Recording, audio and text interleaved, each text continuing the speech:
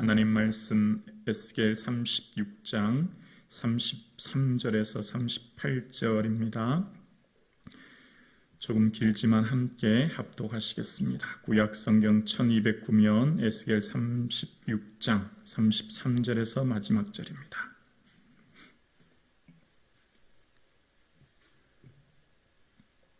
한 목소리로 살아계신 하나님의 말씀을 합독하시겠습니다. 주 여호와께서 이같이 말씀하셨느니라. 내가 너희를 모든 죄악에서 정결하게 하는 날에 성읍들의 사람이 거주하게 하며 황폐한 것이 건축하게 될 것인즉 전에는 지나가는 자의 눈에 황폐하게 보이던 그 황폐한 땅이 장차 경작될지라.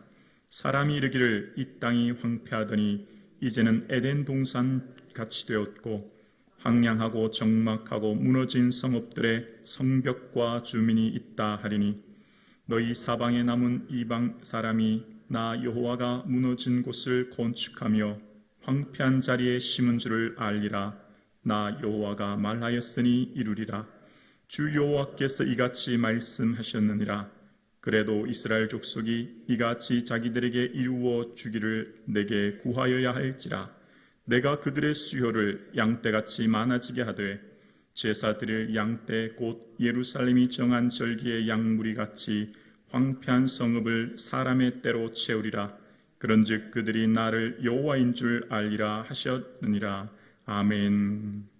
우리 37절만 다 함께 다시 한번 합독하시겠습니다. 37절이요 함께요. 주 여호와께서 이같이 말씀하셨느니라. 그래도 이스라엘 족속이 이같이 자기들에게 이루어 주기를 내게 구하여야 할지라. 내가 그들의 수요를 양떼같이 많아지게 하되. 아멘. 오늘 이 새벽 주님을 사모하여 나오신 사랑하는 성도님, 또 각 가정에서 예배드리시는 사랑하는 성도님, 예수 그리스도의 은혜와 하나님의 평강이 충만하기를 주의 이름으로 축복합니다. 아멘. 우리는 기도가 때로 짐이 되고 의무가 되고 책임이 되고 명령이 된다라고 느낄 때가 있습니다. 기도해야 되는데 라고 하는 부담감, 기도가 얼마나 좋은지는 알지만 기도가 때로는 우리에게 참 무거운 짐이 된다라고 생각될 때가 있으시죠. 그런데 오늘 본문을 통해서 보면 기도가 무엇인지, 하나님께서 기도를 통해 우리에게 어떤 은혜를 주시는지, 그것이 얼마나 큰 복인지를 깨닫게 되어집니다. 오늘 본문은 지난 시간 하나님께서 이스라엘 백성들의 마음을 회복시키셨고, 오늘은 이스라엘 백성들과의 관계를 회복시키시고, 그 관계는 곧 하나님과의 기도의 회복을 말씀하시는 것을 보게 되어집니다. 오늘 본문 33절부터 회복하시는 것, 다시금 건축하고 다시 황폐한 것이 건축하게 한다고 말씀하시고, 또 34절에는 황폐한 땅이 경작하게 된다고 하시면서 35장에는 에덴 동산같이 된다라고 말씀하셨어요. 그리고 36절에 보면 마지막에 이렇게 말씀하십니다. 36절 후반절에 보면 나 여호와가 말하였으니 이루리라 라고 말씀하십니다. 하나님 말씀하신 대로 반드시 이루어지는 줄로 믿습니다. 아멘이시죠? 자, 이제부터 조금 집중해서 보실까요? 자, 그런데 37절에 보면 주 여호와께서 이같이 말씀하셨느니라. 그래도 이스라엘 족속이 이같이 자기들에게 이루어 주시기를 내게 구하여야 할지라. 아멘. 자, 여기 보면 그래도 기도하라. 하나님이 다 하시지만 그래도 기도해야 응답해 주시고, 기도하면 응답이 안 되나? 이렇게 생각될 오해의 소지가 있는데, 여기 본문의 그래도라고 하는 원어의 뜻을 보면 다시라는 의미가 있어요. 다시는 다시라는 의미인 거예요. 그러니까 다시 이스라엘 족속이 이같이 자기들에게 이루어지기를 내게 구하여야 할지라 라는 말씀이에요. 그러니까 여기서 말씀하시는 것은, 회복은 하나님께서 기도할 수 있는 자격을 다시 허락해 주신다는 거예요. 이해되시나요? 다시요. 기도는 조건이 아니라 특권이라는 거예요. 기도는 의무, 명령, 짐이 아니라 축복이요 특권이라는 거예요. 그래서 하나님께서 이스라엘 백성들을 통해 기도할 수 있는 자격을 다시 허락한다. 끊어진 관계를 회복하여 자녀 관계를 다시 회복한다라는 의미인 거예요. 그러니까 아들이 아버지한테는 마음껏 구할 수 있지만 남의 집 아저씨한테는 함부로 구하지 못하잖아요. 그러니까 예전에 아버지와 아들의 관계가, 언약의 관계가 다시 회복되어져서 기도할 수 있는 자격을 다시금 허락하여 그들의 삶에 기도의 특권을 허락해 주셨다라고 하는 의미가 부여된 겁니다. 그래서 공동번역은 이 부분을 어떻게 해석하냐면, 주 야훼가 말한다. 내가 이스라엘 족속의 청을 받아들여 그들을 양떼같이 불어나게 하리라 라고 말씀하십니다. 이스라엘 백성들의 간청을 받아들여라는 의미로 해석합니다. 어쩌면 이게 원문에 굉장히 가까운데요. 그러니까 이스라엘 백성들이 간청할 수 있는 것을 내가 받고 듣고 허락한다라는 의미인 거예요. 그래서 기도는 하나님과의 언약 관계를 회복하심으로 주시는 축복이요, 특권이요, 특별한 은혜다라고 말씀하시는 거예요. 그러니까 하나님 앞에서 언약의 자녀로서의 관계가 회복되는 것, 진짜 회복은 관계의 회복인 거죠. 관계. 나와 하나님과의 관계가 회복되는 것, 이것이 진짜 관계 회복이 되는 것이에요. 그래서 하나님께서는 언약 관계를 회복하시면서 나는 너희의 하나님이 되리라 라고 말씀하신 28절 말씀처럼, 얘들아, 너희의 삶의 어려움과 황폐한 가운데 있지? 너희 땅이 에덴 동산같이 되게 하고 너희 황무한 땅이 경작하게 될 것이며 사람들이 다시금 모이게 될 것이야. 그리고 너희들은 내게 다시 기도를 할 수 있도록 내가 허락한다 라고 말씀하시는 거예요. 끊어진 기도의 관계를 회복하심으로 주시는 놀라운 축복이요, 특권인 것이죠. 그래서 하나님 앞에서의 기도는 우리가 끊임없이 쉬지 말고 기도하라 라고 하는 것은 우리를 짐지우고 무겁게 하고 힘들게 하려는 게 절대 아닌 거예요. 이것은 우리를 시선을 하나님께 바라보므로 평안을 주시고 기쁨을 주시고 은혜를 주시고자 하는 하나님의 놀라운 은혜인 거죠.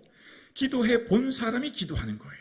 기도하지 않고 막연히 생각만 하는 사람은 기도는 무거운 짐, 기도는 어려운 것, 기도는 부담되는 것이라고 생각하지만, 기도하는 사람은 기도할 때 우리의 시선이 하나님께 고정되므로 그 주시는 은혜를 누리게 되죠. 반대로 기도하지 않으면 우리의 시선이 세상을 향함으로 염려로 살아가게 되는 것입니다. 말씀하셨으니 이루십니다. 근데 기도를 통해 관계를 회복하심으로 주시는 축복을 누리라고 말씀하시는 거예요. 우리의 삶 가운데 어떤 일을 이룰 때 그냥 이루어지면 당연히 이루어진 줄 알아요. 또는 내가 이루었다고 생각해요. 그러나 기도하는 사람은 그것이 내가 이루었다고 생각하거나 당연히 이루어졌다고 생각하지 않고 하나님의 능력이요, 하나님의 은혜라고 고백하게 되는 것이죠. 그래서 기도는 나를 위해 주신 무거운 짐이 아니라 하나님의 자녀로 주시는 특권임을 기억할 수 있기를 주의 이름으로 축원합니다.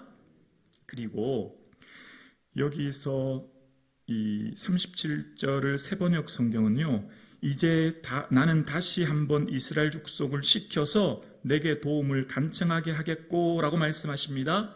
여기는 이스라엘 족속을 시켜서, 기도는 내가 하는 것 같지만 내가 하는 게 아니라는 거예요. 자, 오늘 제가 여기서 설교하는 것, 여러분이 여기 새벽 예배 드리는 것, 내가 나온 것 같지만 하나님이, 성령님이 이끌어 주셨고 성령님이 인도해 주셔서 온 것이지 내 힘으로는 절대 나올 수 없다는 거예요. 이스라엘 족속을 시켜서 내게 도움을 간청하게 하신다는 거예요. 기도하게 하시는 분이 하나님이시라는 거예요. 내가 기도한다? 아니요. 인간의 이성으로는요, 단 5분도 기도하기 힘들어요. 새벽 예배 나오는 건요, 한 며칠 나오면 도저히 못 나와요. 근데 여러분 지금 이렇게 꾸준히 새벽 예배 나오시는 건요, 성령님이 나를 이끌어 주셨기 때문인 줄로 믿습니다. 시켜서 하나님이 기도를 내 안에서 기도하게끔 성령님이 인도해 주시고 은혜해 주시고, 기도를 통해 주시는 하나님의 은혜를 체험한 사람만이 기도하게 되는 줄로 믿습니다. 기도는 내가 하는 게 아니라 성령님이 시켜서, 성령님이 나를 이끌어 주시고 인도해 주시고 함께 해 주셨기 때문에 우리가 이 자리에 나온 것입니다. 그래서 우리가 하나님께 기도할 수 있다고 하는 것은요, 성령님이 일하고 계시는 것을 기억하셔야 돼요. 성령님이 나 안에 지금 일하고 계신다는 증표예요. 성령님이 나를 이끌어 주셔서 이 자리에 나오게 해주신 줄로 믿습니다. 아멘이십니까? 우리는 축복받은 자들이에요. 아무나 이 자리에 나올 수 있는 게 아니에요. 건강하다고? 아니요. 건강하다고 나오는 게 아니에요. 시간 많다고? 아니요. 시간 많다고 나올 수 있는 게 아니에요. 아무나 나오는 게 아니에요. 이 자리는. 기도의 자리는 아무나 나오는 게 아니에요. 성령님이 내주 하시는 성령님이 이끌어 주시고 기도하게 하시고 예배하게 하셨기 때문에 이 자리에 나온 줄로 믿습니다. 이같이 37절 다시 볼게요. 주 여호와께서 이같이 말씀하셨느니라. 그래도 이스라엘 족속이 뭐와 같이요? 이같이 자기들에게 이루어 주시기를 내게 구하여야 할지라. 여기 이같이라고 했는데요. 하나님께서는 그러면 왜 이스라엘 백성들을 회복시키시나? 하나님은 왜 이스라엘 백성들을 새롭게 황폐한 땅을 에덴 동산같이 땅을 경작하게 하시고 사람을 많게 하시나? 그 이유는 22절에 나오는데요. 나의 거룩한 이름을 위함이라 라는 거예요. 앞절에 22절에 나와요. 하나님의 이름 때문이라는 거예요. 자, 여기 여러분 저를 봐주세요.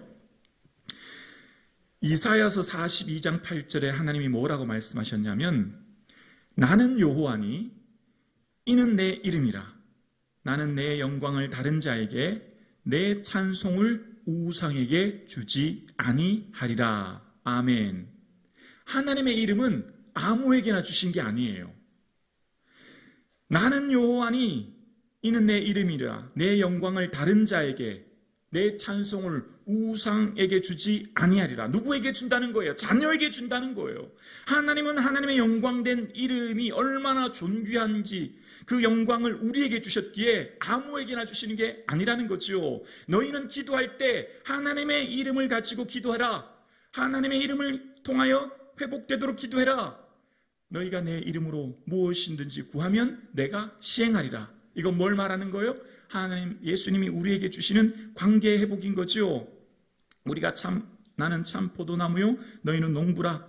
내 아버지는 농부라 라고 말씀하신 하나님이 너희가 내 안에 거하고 내 말이 너희 안에 거하면 무엇이든지 원하는 대로 구하라 라고 말씀하시는 관계 회복이요. 아버지의 이름을 주셨다고 하는 것은 아버지의 영광스러운 이름, 존귀한 이름을 자녀에게 주시는 거죠. 우리가 그래서 아버지 이름을 사용하고 아버지를 영화롭게, 영광스럽게 하기 위해 오늘을 살아가는 거예요. 그래서 예수님이 기도하실 때 뭐라고 기도하셨죠? 아버지요, 아버지 이름이 거룩히 여김을 받으시오며. 우리의 인생의 목적이 이거예요. 먹든지 마시든지 무엇을 하든지 아버지 이름이 영광스럽게, 아버지 이름이 거룩히 여김을 받을 수 있도록, 아버지 이름이 높여질 수 있도록, 아버지 이름이 존귀임 받을 수 있도록 우리의 인생의 최종 목적은 결국 하나님의 이름이 드러나는 거예요. 하나님의 이름이 높여지는 거예요. 너희는 기도할 때 이처럼 기도해야 돼. 너의 의, 너의 영광, 너의 행복, 너의 만족이 아니라 나의 이름이 존귀히 될 수 있도록 기도해라.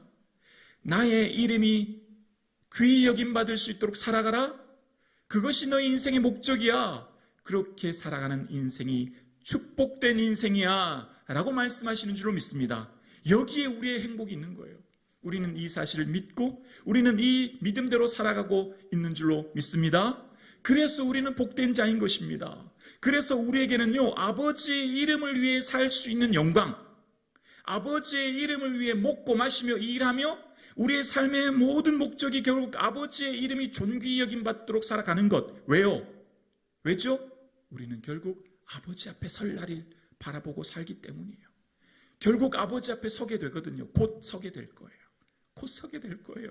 그때 잘하였다, 착하고 충성된 종아, 칭찬받을 그날이 우리에게 곧 있게 될 줄로 믿습니다. 겨우 구원만 받은 사람과 주의 영광 위에 산 사람과의 그 영화로운 영광의 차이가, 그 무게가 차이가 나는 것이죠. 이 땅을 내 삶의 이 만족과 행복만을 사는 겨우 구원받은 인생과 이 땅의 인생이 오로지 아버지의 영광과 이름만을 위해 산 순교의 삶을 산 인생과는 그 영광을 어떻게 무게를 잴 수 있겠습니까? 사랑하는 성도님, 이 새벽 나온 것도 우리에게는 은혜인 줄로 믿습니다. 이 새벽을 귀히 여기십시오. 이 자리가 축복의 자리입니다. 이 자리가 영광의 자리인 줄로 믿습니다. 기도드리겠습니다.